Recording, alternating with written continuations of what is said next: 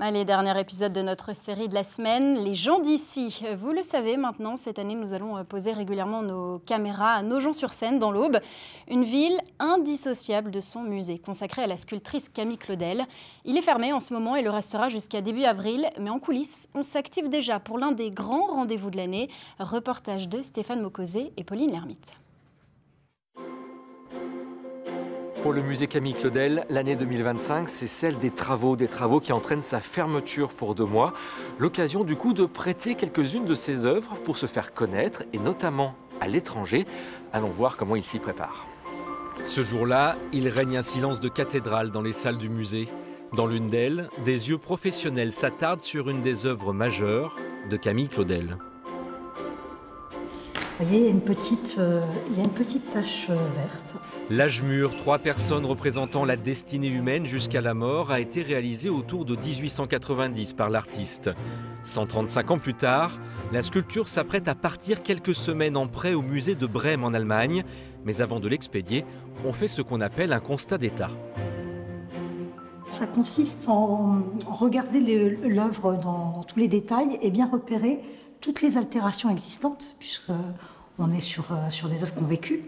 Et c'est afin de pouvoir voir si, au retour du prêt, l'œuvre reste dans le même état et qu'elle ne se soit pas dégradée. Si l'âge mûr de Camille Claudel peut temporairement quitter son piédestal nogentais, c'est en raison de la fermeture pour plusieurs semaines du musée.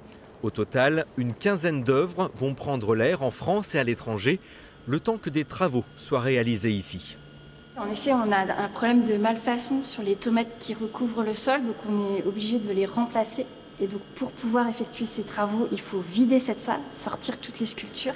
Et comme c'est une salle qui dessert toutes les autres, qui est vraiment centrale dans le parcours, on est obligé de fermer le musée pour fermer cette salle pendant environ 2 mois. Les visiteurs devront donc attendre le début du mois d'avril pour admirer à nouveau la valse de Camille Claudel ou l'âge de pierre de Gabriel Jules Thomas.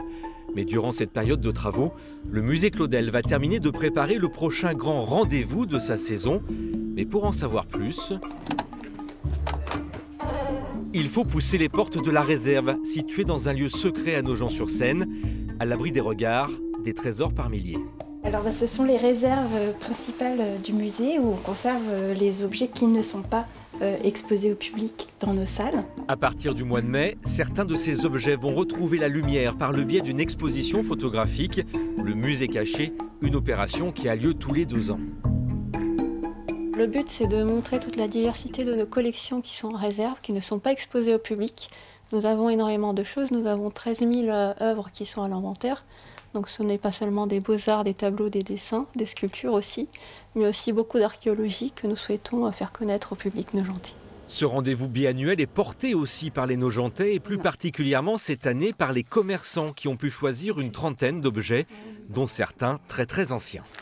Alors cet objet par exemple est en biface, un objet très ancien qui nous vient du Paléolithique.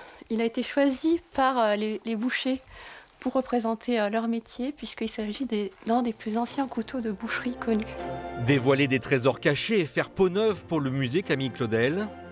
Poursuivre son intégration dans la ville entre ses fonctions au château de la Motte-Tilly et son amour du théâtre pour Anton Rouanet. Vendre sa boutique et partir à la retraite pour Olivier Tilmany. Recruter 4 à 5 nouvelles aides à domicile pour Jordan Carpanez. Autant de projets au long cours à Nogent-sur-Seine que nous suivrons cette année. Rendez-vous dans quelques semaines.